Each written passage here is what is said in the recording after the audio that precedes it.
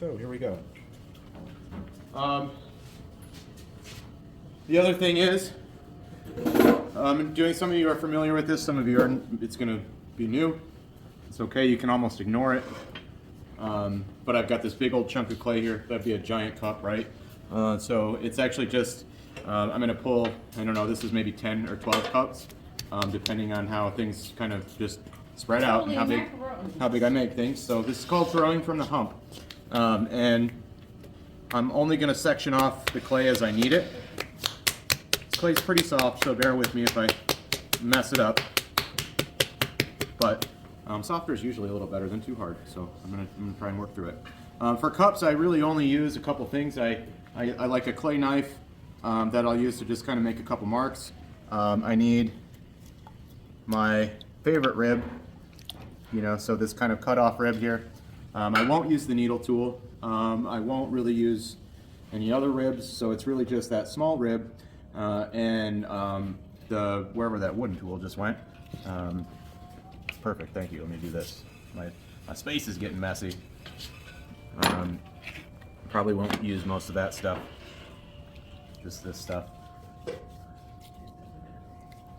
And so cups usually, they're pretty small.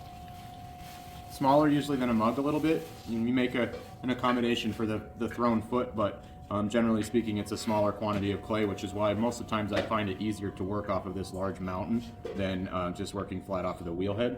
But I'm going to section off what I need to use to make cups. And one thing that happens if you do this for a while is you start to develop an affinity for, if I grab this much clay, it's a teacup. If I grab like this much clay, it's a small teacup, or like sake cup size. But if I grab this much clay, it's like wine cup or like larger teacup size. So, but that just comes with time.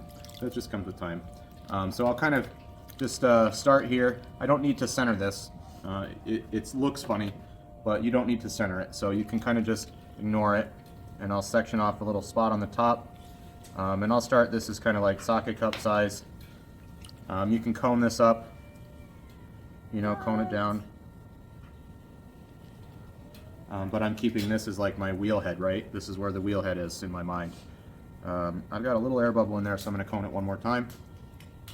See if I can't get it to the surface. So it's just a lot easier to do like a smaller cup with a I feel like it larger- is. That's so personal. it has a base? It's really personal, and it raises it up closer to your face too. Okay. But some of that is just like however you feel comfortable working. If I were going to do this straight off of the wheelhead, I'd say this is maybe 3/4 of a pound, maybe a half a pound, and I would just make, whatever size your coffee mug balls are, a little bit smaller than those. So this space here is my foot. So I'm going to start by centering just like normal, coning it, or opening in, kind of. One thing that I do different with cups is I will open this a little bit so I can get my rib in there. Compress the bottom. And then I'm going to stand that wall back up.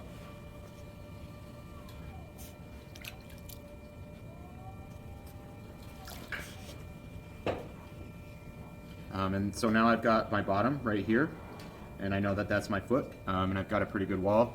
I can go ahead and kind of just start pulling. And it goes pretty quick because it's small. So it's usually one little pull. Slow it down a little bit, I was going a little fast. There's my air bubble. Found ya. No big deal.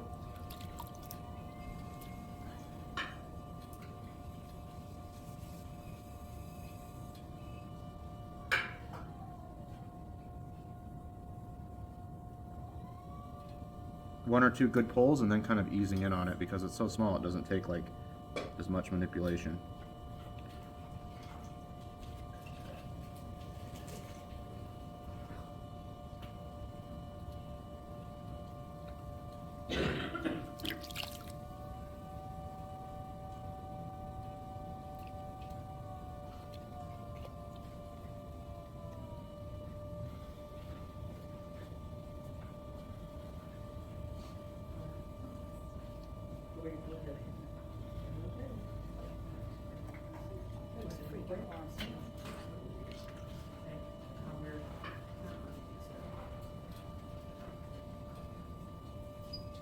I take my wooden knife, and I know that my interior bottom is about right there.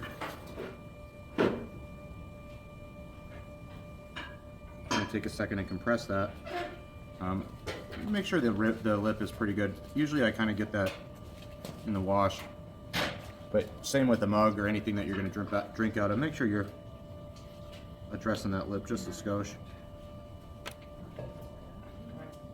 I take a little mark. That's the inside bottom. Take another little mark. And that's where I'm going to run my wire.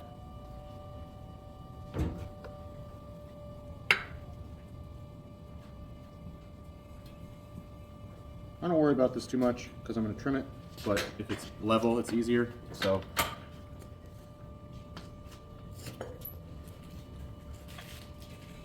boom.